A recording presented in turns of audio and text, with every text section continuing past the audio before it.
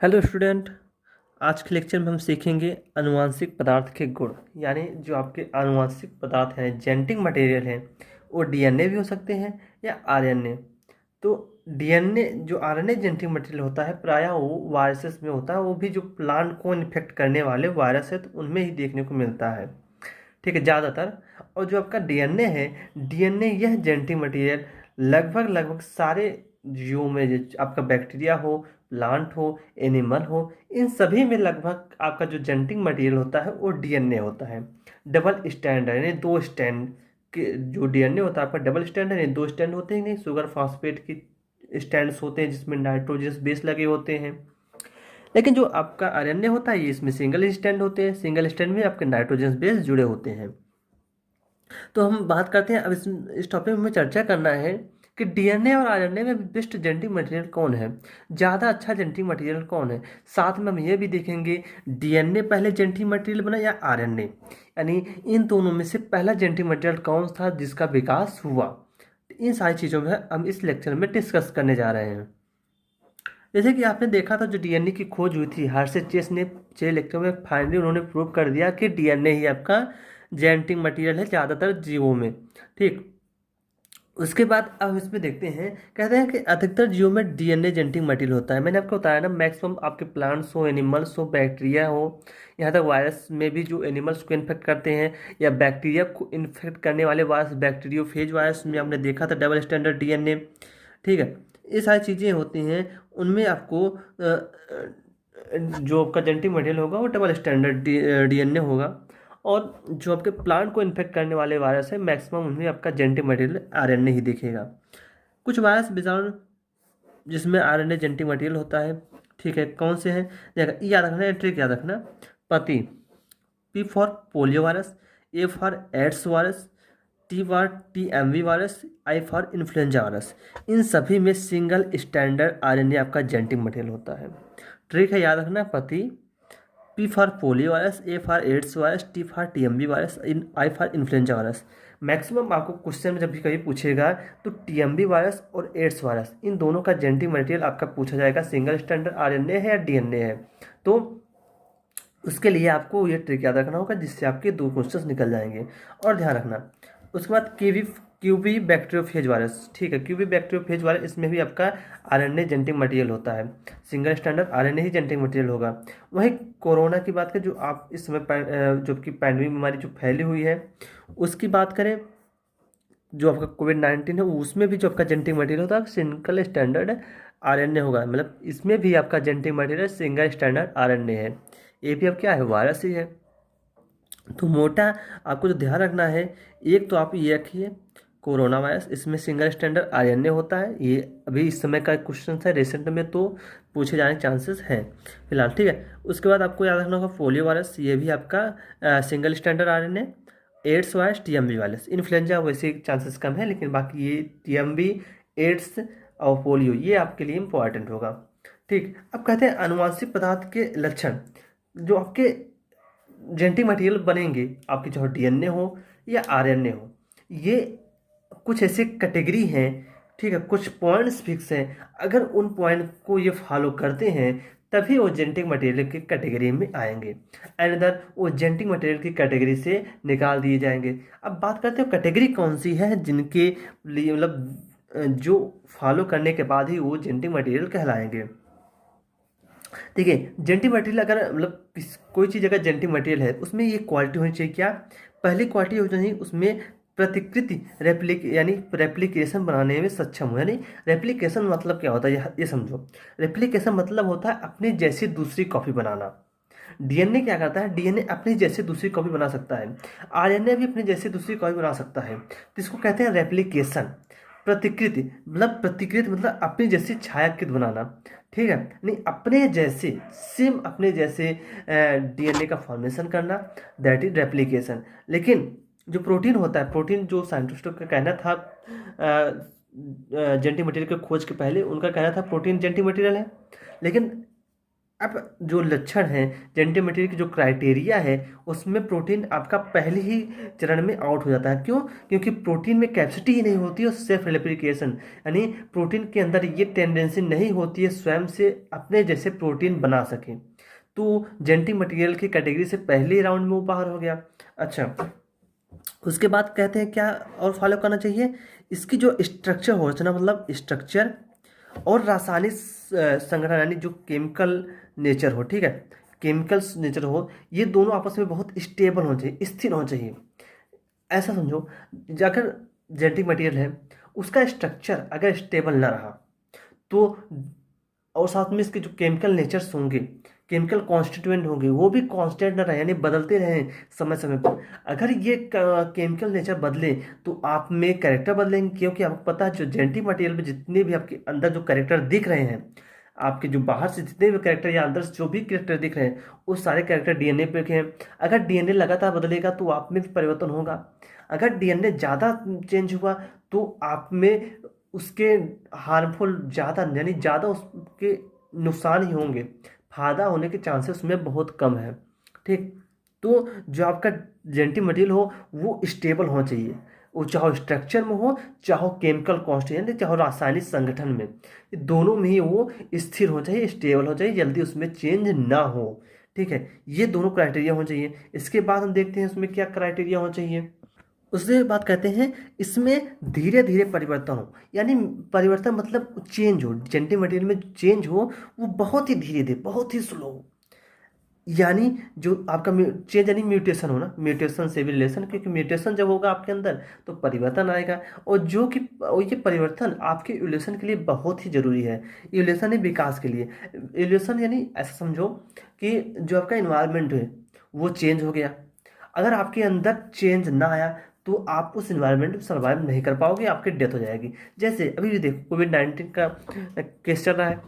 अगर आपने कोविड-19 में अपने आप को ढाल रखा, आपका जेनेटिक मटेरियल उससे लड़ने में सक्षम हुआ, यानी उसने ऐसे एंटीबायोटिक बनाए जो उससे लड़ सकता है, तो आप जीवित रहोगे, अदर आपकी डेथ हो जाएगी। यानी आपके जेनेटिक मटेरियल को में कुछ म्यूटेशन, उसे खुद से कुछ म्यूटेशन करना होगा ताकि वो कोविड वायरस से लड़ सके। ठीक है, तो जो आपका जेनेटिक मटेरियल है उसमें चेंज होना चाहिए, ये जो चेंज है ये बहुत स्लो होना चाहिए, बहुत स्लो होना चाहिए, यानी आप ऐसा कह दो, या जेनेटिक मटेरियल में म्यूटेशन हो वो बहुत ही स्लो हो, जो कि आपके विकास के लिए ही जरूरी हो। नेक्स्ट पॉइंट देखते हैं, उसमें कहते हैं यह स्वयं को मेंडल के लक्षण के तरीके से अभिव्यक्त कर सके, यानी अपने लक्षण को प्रकट कर सके। इसका कहने का मतलब क्या है, देखो मेंडल कहते थे भैया दो, अगर किसी आप जैसे टाल प्लांट लो, उसके दो कैरेक्टर, कैसे टाल प्लांट की बात करें, उसमें आपका लॉन्ग होता था, एक लंबा होता था, और दूसरा क्या होता था, छोटा प्लांट। ठीक, लंबे के लिए कैपिटल टी, छोटे के लिए स्मॉल टी। ठीक, या कैपिटल टी स्मॉल टी, ये भी तो लंबा ही होता था। तो कैपिटल टी ये और स्मॉल टी ये अपने आप को एक्सप्रेस करते ही नहीं। यहाँ पर देखो स्मॉल टी इसने आप अपने आप को एक्सप्रेस किया, ठीक, अपने लक्षण स्वयं से दिखाए। यहाँ पे कैपिटल टी वाले ने अपने आप के लक्षण को दिखाए। तो वही कह रहा है, मेंडल कह रहा है कि यानी जो क्राइटेरिया होना चाहिए जेनेटिक मटेरियल का, वो मेंडल के लक्षण के मतलब जो मेंडल ने जिस लक्षण की बात की, जैसे लक्षण की बात कर रहे हैं, इसकी तरह वो स्वयं स्वयं के लक्षण को प्रकट कर सकें, यानी जो आपका जेनेटिक मटेरियल हो वो अपने कैरेक्टर को दिखाने में सक्षम हो। ऐसा हुआ जेनेटिक मटेरियल में जो कैरेक्टर है वो दिखाने में सक्षम ही नहीं हुआ, तो काहे का जेनेटिक मटेरियल। जेनेटिक मटेरियल क्या होता है भैया, जो आपके लक्षण को एक पीढ़ी दूसरी पीढ़ी में पहुंचाए। अगर दूसरी पीढ़ी में जा रहा है तो अपने कैरेक्टर को एक्सप्रेस करे, अपने कैरेक्टर को जब दिखाएगा तो ही तो जेनेटिक मटेरियल को कोई मायने रखेगा। ऐसा वो जो कैरेक्टर को दिखा ही नहीं पाएगा तो मतलब काहे का जेनेटिक मटेरियल।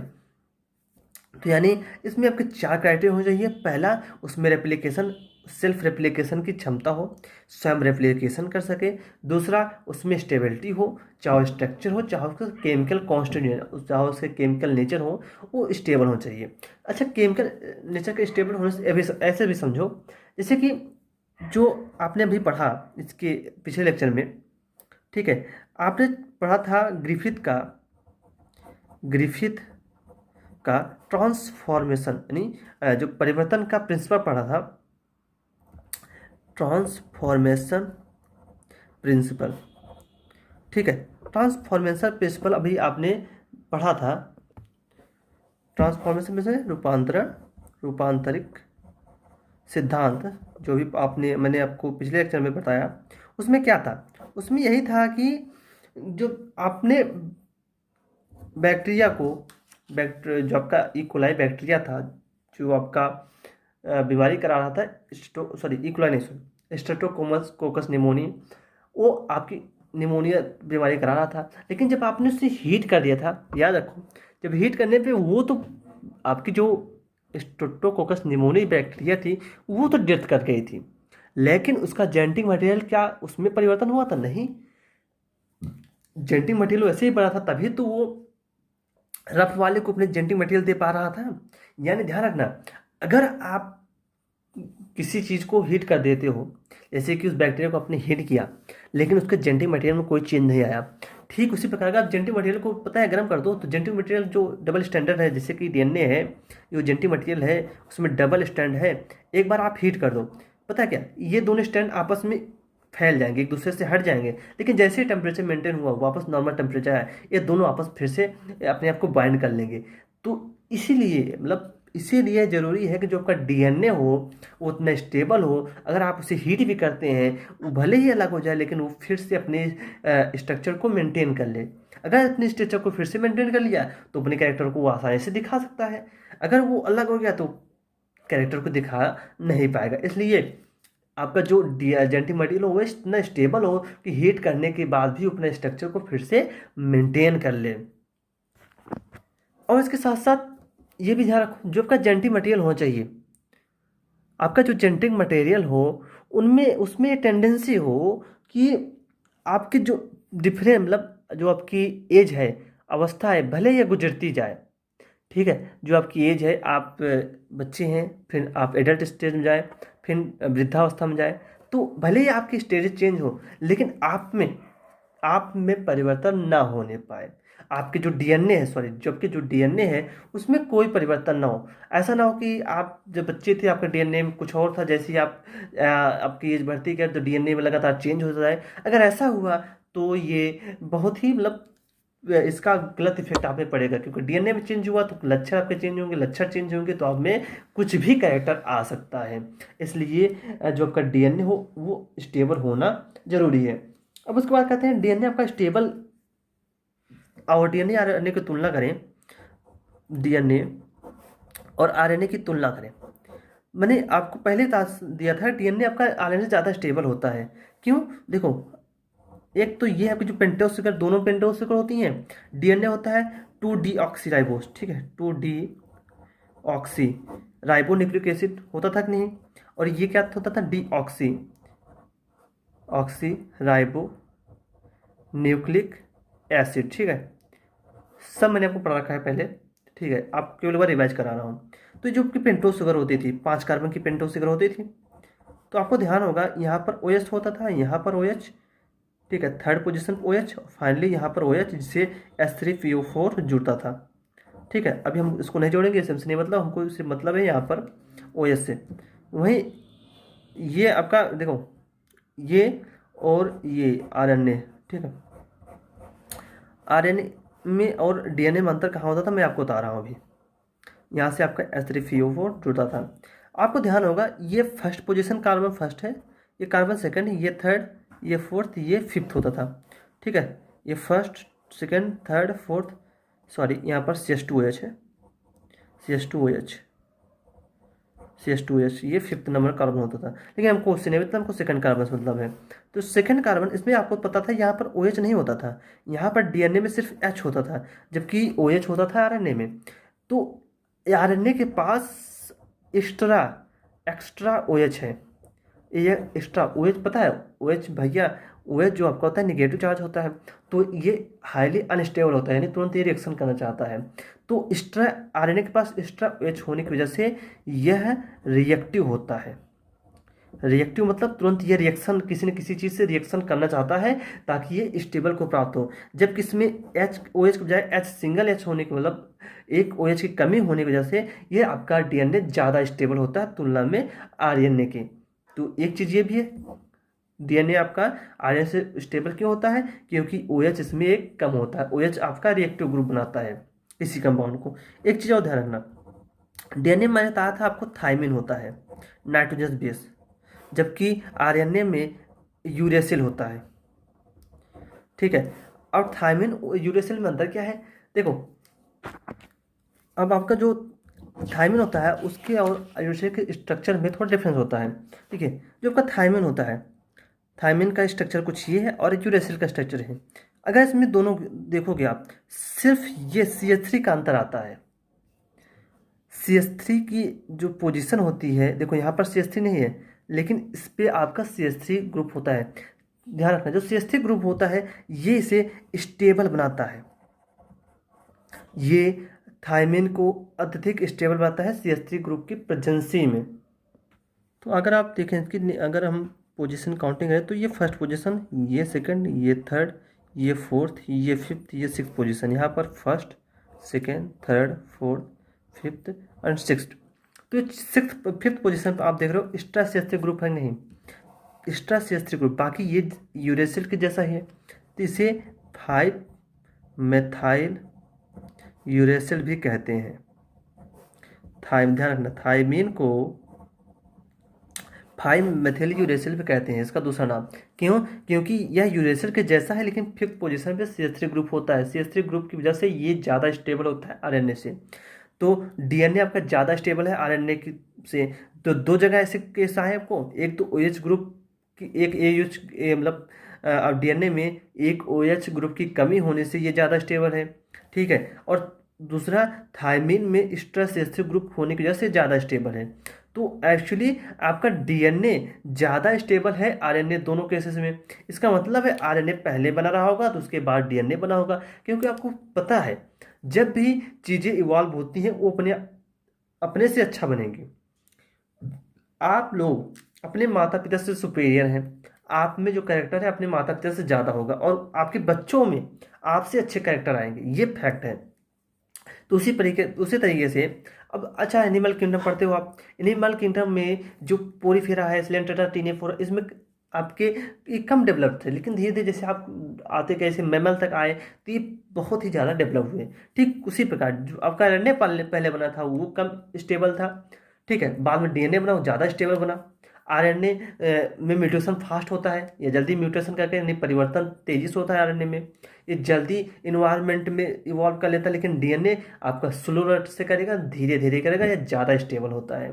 आपके बुक में भी कुछ क्राइटेरिया दिए गए हैं ये कैसे मतलब डीएनए आरएनए स्टेबिलिटी के लिए। और ध्यान रखना जो वायरस होते हैं आपके, वायरस की बात करें उसमें म्यूटेशन बहुत ही फास्ट होता है। क्यों, क्योंकि उसमें डीएनए आपका जेनेटिक मटेरियल होता है वो आरएनए ही होता है। आरएनए में आपने देखा आरएनए में म्यूटेशन बहुत तेजी से होता है, आरएनए में म्यूटेशन तेजी से होता है कि नहीं। तो वायरस जो होते हैं उनमें जेनेटिक मटेरियल प्रायः क्या होता है, आरएनए में परिवर्तन तेजी से होता है, परिवर्तन तेजी से होता है। जब आरएनए परिवर्तन तेजी से होता है भैया जल्दी से इवॉल्व करेंगे। जैसे आप देखे होंगे जैसे कि एंटीबायोटिक्स जो होते हैं बैक्टीरिया को मारने के लिए होते हैं, उसी प्रकार आप देखोगे जैसे कि जो दवाइयाँ होती हैं हमेशा समय पर चेंज होती रहती हैं। क्यों, क्योंकि बैक्टीरिया जो होते हैं वो उनका लाइफ स्पैन कम होता है, वो बहुत जल्दी से प्रोडक्शन करते हैं। ध्यान रखना जो जितनी जल्दी स्पीड से रिप्रोडक्शन करेगा उसमें एवोल्यूशन की प्रोसेस में फास्ट होगी। और जो इकोलाई बैक्टीरिया होता है वो हर 20 मिनट में डिवाइड करता रहता है, हर 20 मिनट में वो अपनी नई कॉपी बनाता रहता है। तो 20 मिनट में वो डिवाइड होगा तो कितना जल्दी एवोल्यूशन करेगा। हम लोगों में डिवीजन की जो प्रोसेस है बहुत स्लो होती है। ठीक है, 18 ईयर्स तक हमारे यहाँ मतलब नॉर्मली मैरिज एज ही नहीं होती, उसके बाद मैरिज करते हैं फिर प्रोडक्शन करते हैं, नहीं 20-25 साल मिनिमम। ठीक है, तो इसमें जो आपका एवोल्यूशन तो बहुत स्लो रेट से होता है, विकास बहुत स्लो रेट से होता है, लेकिन बैक्टीरिया या वायरस में बहुत तेज फास्ट होता है एवोल्यूशन। और साथ में उसमें आरएनए जेनेटिक मटेरियल होता है, आरएनए में उत्परिवर्तन या परिवर्तन तो वैसे ही तेज होता है डीएनए की तुलना में। ऊपर से वायरस है उनका लाइफ स्पैन भी कम है, तो जल्दी आपके प्रजनन करते हैं, जल्दी बच्चा प्रोड्यूस करते हैं, तो जल्दी उनमें लाइफ साइकिल कम होने की वजह से उसमें परिवर्तन ज़्यादा होता है।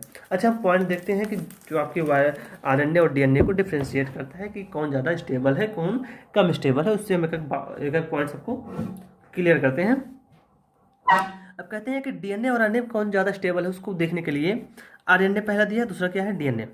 डीएनए कहते हैं ये मुख्यतः कोशिका द्रव होता है। ध्यान रखना, जो आपका सेल होता है, अगर हम एक सेल बनाएं, ठीक है, और इसके अंदर आपका न्यूक्लियस है, ये आपका न्यूक्लियस है, तो यहाँ पर डीएनए होगा और आरएनए आपका यहाँ होगा, ठीक है। ये आपका न्यूक्लियस है, ये आपका क्या है, साइटोप्लाज्म, ठीक है, साइटोप्लाज्म। तो कोशिका द्रव्य, साइटो मतलब सेल, सेल मतलब वही कोशिका, तो कोशिका द्रव्य में आपका आरएनए होगा, जबकि न्यूक्लियस में या केंद्रक में आपका क्या होता है, डीएनए। तो ध्यान रखना, आरएनए डीएनए की पोजीशन आपको ध्यान रखना होगा। मुख्यतः कोशिका द्रव्य में प्रायः क्या होते हैं आपके आरएनए, जबकि केंद्रक में डीएनए होते हैं, ठीक। दूसरी बात करें, कोशिका द्रव्य का कुल मात्रा जो तो आपका टोटल सेल है, सेल की जो मात्रा है पूरा कोशिका द्रव्य में प्रायः 8 गुना अधिक होता है। यानी इनकी जो आरएनए में जो इसमें जो सेल में जितना डीएनए होगा उससे 8 टाइम, उससे 8 गुना ज़्यादा आरएनए होगा, जबकि इसमें मात्रा कुछ कम होता है डीएनए में। तो इस पॉइंट आपके लिए इंपॉर्टेंट भी नहीं है, आपके लिए पहला पॉइंट इंपॉर्टेंट है। और देखते जाइए, और कहते हैं जो आरएनए होता है सिंगल स्टैंड होता है, इसमें एक स्टैंड होता है, ठीक। प्रायः आपका आरएनए सिंगल स्टैंडर्ड ही होता है, आपको ध्यान रखना होगा, ठीक है। तो आरएनए आपका सिंगल स्टैंड होता है, तो उसमें कहते हैं 70 से 12,000 न्यूक्लियोटाइड होते हैं। न्यूक्लियोटाइड क्या होते हैं, न्यूक्लियोटाइड ही आपके डीएनए बनाते हैं कि नहीं, ढेर सारे न्यूक्लियोटाइड मिलकर आपस में डीएनए का फॉर्मेशन करते हैं, आपको मैंने पहले बता रखा है, ठीक है। न्यूक्लियोटाइड्स ये मोनो बनाते हैं, मोनो मतलब एक श्रृंखला बनाते हैं, एक लग बनाते हैं, एक स्टैंड पर प्रेजेंट होंगे, जबकि आपके जो डीएनए होते हैं उसमें हजारों लाखों न्यूक्लियोटाइड, ढेर सारे न्यूक्लियोटाइड प्रेजेंट होते हैं, उसमें ये मोनोमर की बात कर रहा है, एक स्टैंड की बात कर रहा है, लेकिन डीएनए डबल स्टैंडर्ड होते हैं, तो इसकी जस्ट कॉपी कर दीजिए, क्योंकि 2 स्टैंड होते हैं, ठीक है। उसके बाद कह रहे हैं कि अणु एक सूत्री एवं रेखाकार जो आपका आरएनए होता है, ये क्या है, आरएनए, ये क्या है, डीएनए, ठीक है। कह रहा है अणु एक सूत्री एवं रेखाकार होते हैं, अणु आपके एक ही सूत्री होते हैं, सिंगल मतलब सिंगल स्टैंडर्ड होते हैं, मैंने बताया आपको, परंतु आकृति और कार्यक्रम में 3 विभिन्न प्रकार के होते हैं। लेकिन जो आपका आरएनए होता है ये प्राय 3 प्रकार का होता है। एक आपका होता है mRNA, अभी आप पढ़ोगे, tRNA, ठीक है, एक sRNA,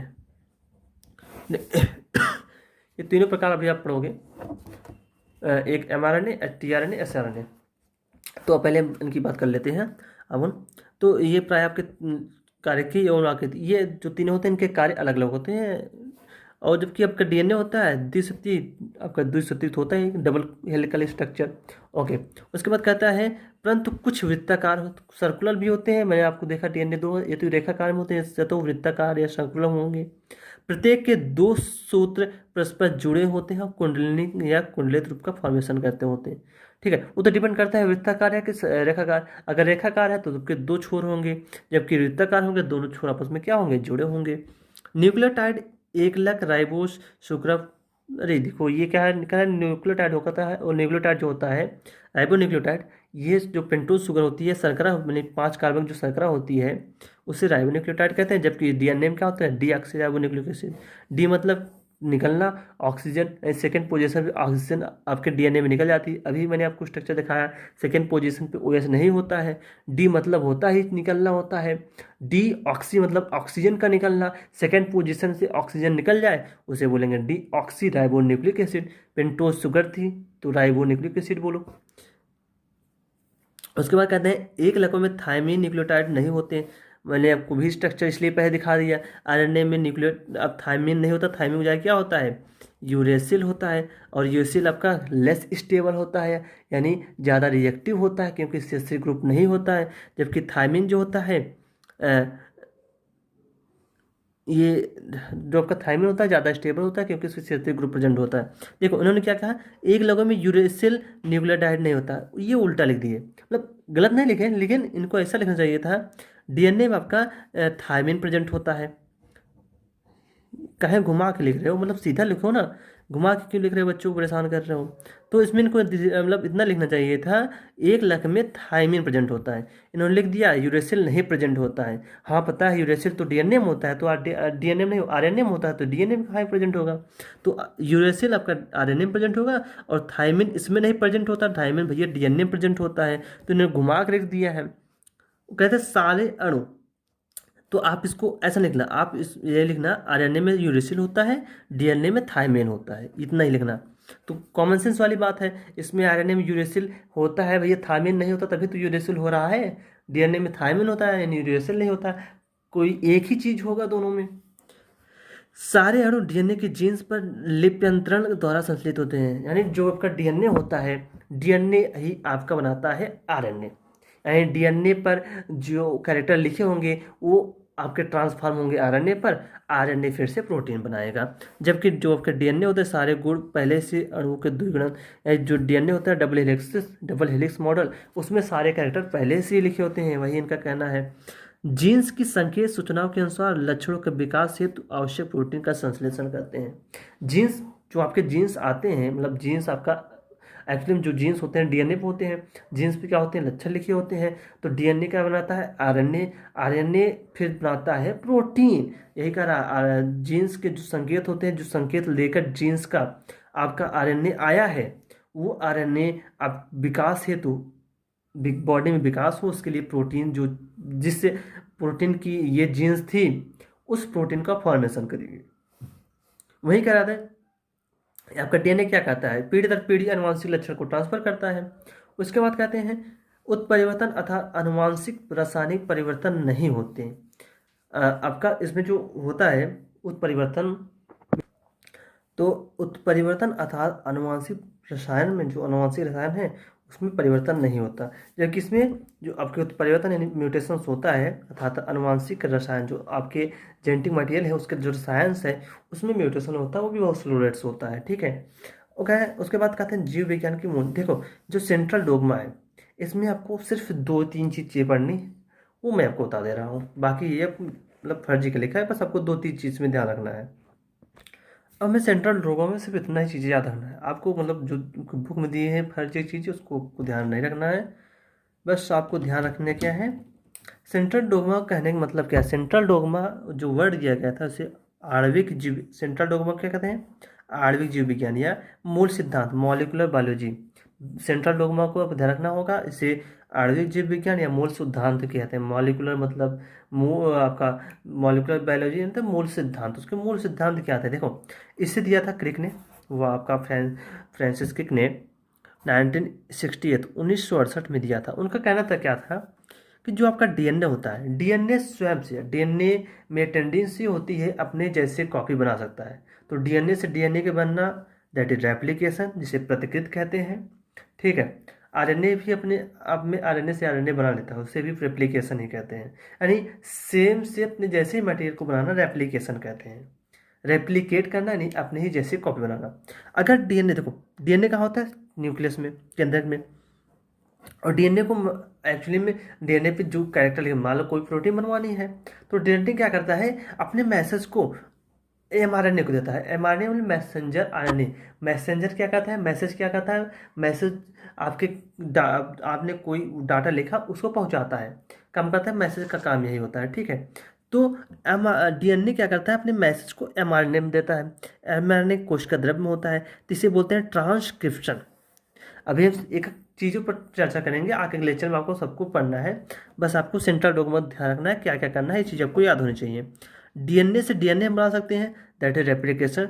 फिर अगर कोई मैसेज हमको प्रोटीन यानी कोई प्रोटीन बनवानी है तो हम क्या करेंगे, मैसेज डीएनए क्या करेगा, मैसेज न्यूक्लियस से आरएनए को देगा, देन बोलेंगे एमआरएनए कोशिका द्रव्य में जाएगा। अब ये आरएनए प्रोटीन का फॉर्मेशन कराएगी, फाइनली प्रोटीन बनेगा, और जहाँ इसकी जरूरत होगी वो वर्क करेगा। या एंजाइम चाहिए तो जो आपके एंजाइम होते हैं मैक्सिमम एंजाइम प्रोटीन ही होते हैं, तो प्रोटीन तुरंत वो एंजाइम बनाएगी, उस एंजाइम का जहाँ जिस सेक्शन में यूज होगा वहाँ वो यूज हो जाएगी, ठीक। इसे क्रिक ने दिया था 1968 में। क्रिक ने क्या कहा था, कहा भैया डीएनए से अगर डीएनए बना रहा है दैट इज रेप्लिकेशन, अगर कोई हमें एंजाइम चाहिए तो एंजाइम क्या होते हैं, प्रोटीन होते हैं, तो मैक्सिमम एंजाइम प्रोटीन ही होते हैं, मैक्सिमम मैक्सिमम मैक्सिमम, ठीक है, राइबोजाइम को छोड़कर। वो आपका आरएनए होता है, आरएनए बनाता है आर्यभुजा। तो उनका कहना था कि डीएनए जब मैसेज देगा तो आरएनए को देगा, उसको बोलते हैं ट्रांसक्रिप्शन। आरएनए वही मैसेज को ले जाकर प्रोटीन का सिंथेसिस कराएगी, जिसे बोलते हैं ट्रांसलेशन। ये था आपका सेंट्रल डोग्मा। लेकिन बाद में जो आपको आपके टेमिन या बाल्टीमेयर थे, उन्होंने 1957 में रिवर्स ट्रांसक्रिप्शन की खोज की। रिवर्स ट्रांसक्रिप्शन क्या होता है? रिवर्स मतलब होता है पुनः, है पीछे। रिवर्स मतलब क्या है? रिवर्स गियर लेना, पीछे वाली गियर लो ताकि गाड़ी बैक कर जाए। तो पीछे मतलब क्या है? उन्होंने ट्यूमर वायरस में देखा, आपका ट्यूमर वायरस में उन्होंने देखा, उसमें डीएनए से आरएनए, जनरली क्या होता है, डीएनए से आरएनए बनता है, इसको क्या बोलते हैं? ट्रांसक्रिप्शन। लेकिन जब आरएनए से डीएनए बने, देखो साइन इधर है ना, यानी इधर से इधर आ रहे हैं। जब आरएनए से डीएनए बने, इसे बोलते हैं रिवर्स ट्रांसक्रिप्शन। यानी प्राय डीएनए ही मैसेज अपने मैसेज को आरएनए को देता है, तो उसे बोलते हैं ट्रांसक्रिप्शन। लेकिन जब आरएनए से डीएनए बने, उसे बोलते हैं रिवर्स ट्रांसक्रिप्शन। क्योंकि जो वायरस होते हैं, एनिमल्स को इन्फेक्ट करने वाले वायरस, जिनमें जेनेटिक मटेरियल आरएनए होता है, तो क्या करते हैं? आरएनए से डीएनए का फॉर्मेशन करते हैं, तो उसे बोलते हैं ट्रांसक्रिप्शन, सॉरी रिवर्स ट्रांसक्रिप्शन।